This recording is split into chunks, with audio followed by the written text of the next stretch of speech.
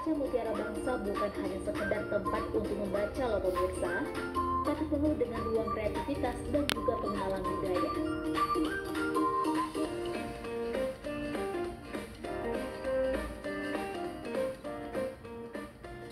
Ya, di Rumah Baca Mutiara Bangsa ini, jadi kami sesudahnya banyak pelatihan diajak oleh perpustakaan daerah Kota Siantar, perpustakaan daerah Provinsi Sumatera Utara, bahkan ke tingkat nasional saya sudah pernah diajak ke sana studi banding.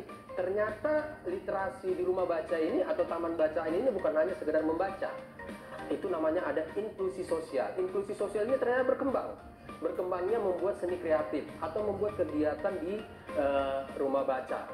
Nah, itulah termasuk kreatif-kreatif yang ada di rumah baca kita ini. Kita juga belajar margorda di sini, kita belajar seni budaya di sini, kita belajar membuat merangkai bunga di sini. Nah, kita membuat tali-tali di sini, kita membuat manik-manik di sini. Jadi banyak kegiatan anak-anak di sini. Selain daripada seni kreatif tadi, anak-anak juga di sini ada permainan, ada puzzle, ada seni lukis, ada karaoke, ada bermusik. Ya, dulunya juga ada les bahasa Inggris, cuma kita kekurangan guru untuk mengajarkan bahasa Inggris. Yang membuat rumah baca ini semakin menarik adalah keberadaan museum mini di dalamnya.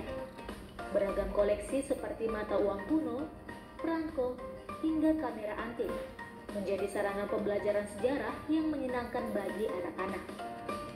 Tidak hanya itu, Rumah Baca Mutiara Bangsa juga ramah bagi penyandang disabilitas.